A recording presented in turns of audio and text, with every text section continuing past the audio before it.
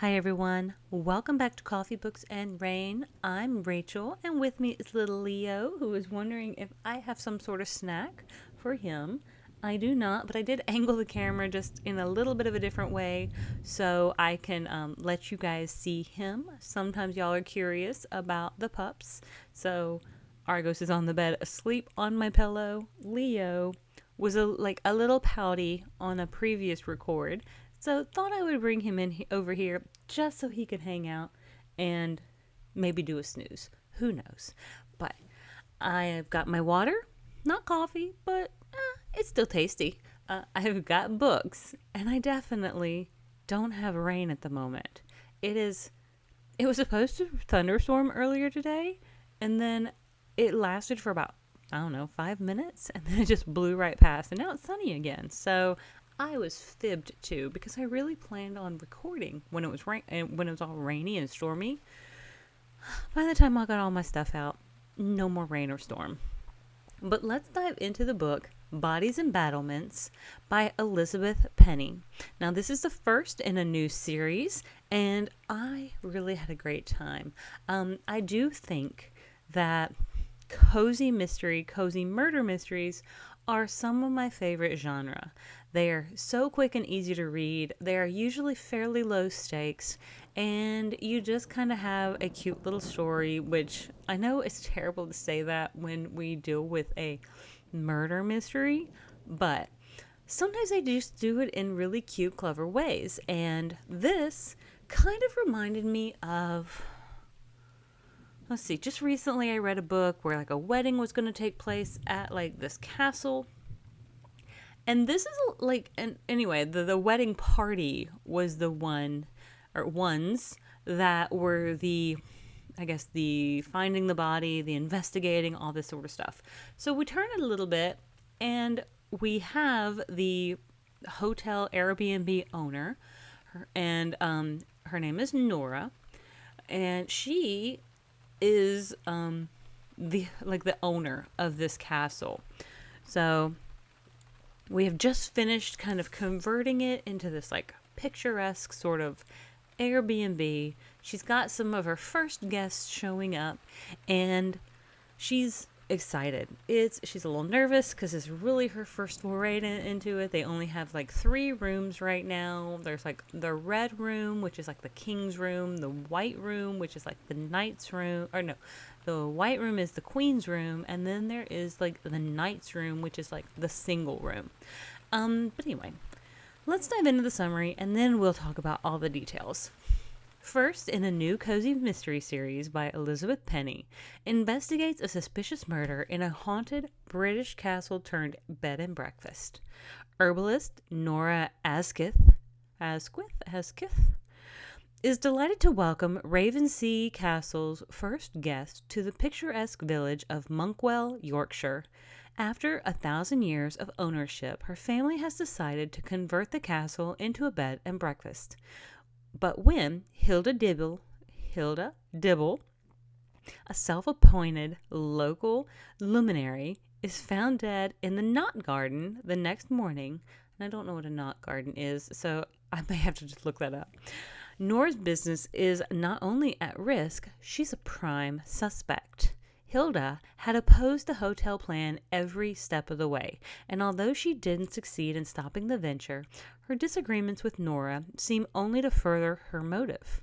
One of the Ravensea guests happens to be Detective Inspector Finlay Cole, who is new to the area and now finds himself with a murder case in his lap.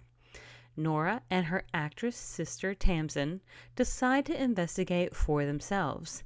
They look into the entangled dealings of their newly arrived guests while also getting hints from Sir Percival, one of the castle ghosts. As they learn, Sir Percival's tragic death centuries ago shed light on present-day crimes. Surely they can get to the bottom of this mystery while keeping their business afloat. So it is considered mystery, cozy mystery, British literature, all of my favorite sort of things, honestly. I love when they're just cozy and cute, and again, like low stakes. We don't need just a ton of twists and turns and suspense and running down corridors or things like that. Sometimes you just need a resident ghost, and the bed and breakfast owner, Nora, a cozy cook or a cute cook. She's kind of like, she seems to have been on staff for a while. And I do find it very interesting that her sister Tamsin, who is an actress, shows up and really kind of gets her hands dirty. She takes care of some laundry, she brings out some tea. She's not above doing a little bit of hard work. Now, it's probably not hard or anything like that. There's no big heavy lift in what Tamsin is doing. But she's able to be put aside. The fact that she is a pretty big star in I guess, a TV series or TV show that's happening, and she comes to support her sister as well as many other family members. Comes to support Nora as she gets this venture off the ground. One thing is her brother does seem to be trying to schmooze with these people who own I think it's a French winery. Well, buddy, you can lay down. But they seem to own like a French winery or like a wine store or something. So he's trying to get their mead into their store. And so he is, without telling Nora, has decided to comp this couple their room. And Nora is like, oh, you have to tell me first. You can't be doing this because this is supposed to be like, sounds like the first weekend it's open and they're already comping a free room on top. But I really thought the grounds were set very nicely. We don't take too long to get to the murder or the mystery. And we do have, again, this cozy, cute resident ghost who just seems to be, he doesn't seem evil. And yeah, I like ghost things. I will watch spooky ghost shows on YouTube all the time. Because personally, I'm like, is it a shadow? Is it fake? I don't know. I don't really care enough to figure that out. I just enjoy watching them, like a shadow behind someone that doesn't seem to match up with their own shadow, or someone standing outside of a window. So I liked the fact that we have a ghost. We've acknowledged that he has been here a while. We're not scared of him, though visitors are. And they're like, yeah, it's Sir Percival. Usually his schedule is XYZ, but he does seem to act up out of schedule, which just adds more to the plot, really. And in my personal thought, it was cute. But the day after, they have welcomed their guest, and I do want to say, or I do think there's the couple that show up that her brother is trying to comp. Then there is Finley, who shows up, and apparently he told the person when he was making the reservation that he was bringing his lady. So they put him in the queen's room, which is a white room, which also seems to be the bridal suite. Well, he shows up, and he's got a little French bulldog named Lady. So his lady, who has gotten him into this bridal suite, because, could be romantic, is a puppy. And I love that so much. I thought that was adorable. So, again, I'm not sure what a castle's knot garden is, but Nora wakes up on the next morning. She's not concerned with breakfast because that's being taken care of by their cook. So she goes out, and she said she's going out with the intent to do some weeding. However, as she goes out to this knot garden, she does discover the body of Hilda. Now, while I'm sitting here, I'm just going to type in knot garden, and I just want to see what that is. A knot garden is a formal, symmetrical garden bed featuring intertwining patterns made from low-level plants. Well, that sounds really cute. It does seem as though they have, cool patterns and stuff, and this one looks really cool. But yeah, you can Google it. I just Googled it because I really wanted to get a good picture. I should have done it while I was reading it. I just kind of schmoozed on past that and kind of plowed through it because I really was engaged with these characters and the story we were provided. It is not an Agatha Christie It is not that complex, but it is really well crafted for a cozy murder mystery. I am very intrigued to find out more. I honestly, I kind of hope there's not like a ton of murders at this castle, but hey, you know what? Anything for the plot. Maybe we got to figure out people in town. Maybe we've got to figure out like an ancient one, like a murder mystery from the past. I don't know. I would hate to find out that this was like the most murderous castle in literature. But I think the characters were well developed. Sometimes characters can feel a little flat, but for this being the first in a series, I do think Elizabeth Penney has done a great job with Nora, she's good at all the hosting stuff, but she is kind of she's a little stubborn too. She doesn't let Finley, the police officer or detective, like bowl her over. She really kind of knows like her mind. She's not one to get, like shy away from things or be meek about things.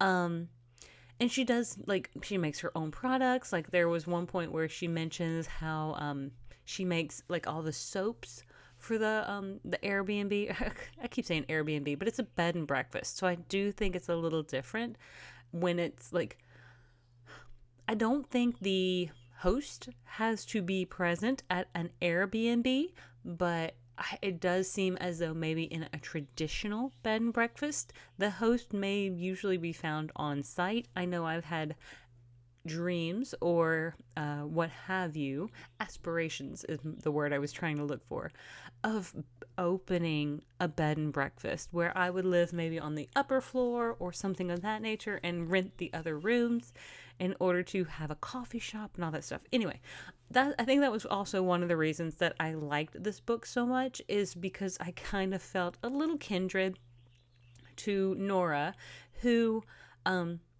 at the time, she seems to be pretty independent. She's got this dream. She wants to make it successful, and she would be doing a good job if on day number 2 we don't have a body in the garden. Finley, on the other hand, is a really good character, and I really like him. So, I'm not going to mention anything about that. I'm just saying the sisters may both be interested in whether he is single or not. Just, putting that out there a little bit. Just a little bit. Now, it's not a romance book of any kind. Is there some cute flirting? Are we, like, trying to make sure we're not the murder suspect number 1? Yes, we're trying to ensure that Nora is not the prime suspect, because she is the one who found the body. She is the one who had to suffer through Hilda's machinations of trying to ensure this bed and breakfast didn't open. And of course, at the very beginning, we don't know why Hilda didn't want this bed and breakfast to open. We just know that she has been a nuisance since the beginning of trying to get this process off the ground. So, feasibly, everybody in Nora's family would potentially have a reason or motive. Maybe Nora more so, of course, because she is the one running it. Now, you're gonna have a couple plot twists. You may or may not have a little, like a red herring or not. There is a really cool, fun, surprising twist towards the end. Like that a lot. And like I said, couple potential romances. So wink, wink, nod, nod. I'm very bad at winking, so I'm not going to try to do it. They do stick pretty well, actually very well, to the main plot line of the murder mystery. I do like that when we don't make romance and other thing like yet another big plot line. I don't mind if it's an undercurrent. I don't mind if there's flirting, anything like that. But when you try to have a romance and a murder mystery, and they both seem to take up the same level of space, I just feel like we need to do one or the other big, and then the other maybe a little smaller. And I thought this one balanced that out really well for my personal thoughts. It's an enjoyable read. Again, I like the characters. It's cozy, low stakes, and I'm looking forward to getting more from this author and this series. Now, I did, of course, get this from NetGalley. I did not have the audiobook. I had the ebook on my phone. I want to say it was somewhere around 270 pages on my e-reader. Just going to scroll up and see what it says. Yeah, it says 288 in mass market paperback. I think it'll do pretty well. I think if people can kind of like learn about this series, I think it's going to do pretty well. At least certainly hope so.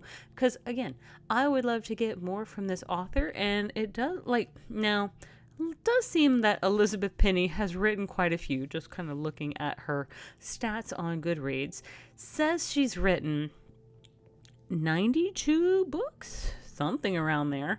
And so we have other various cozy murder mystery series.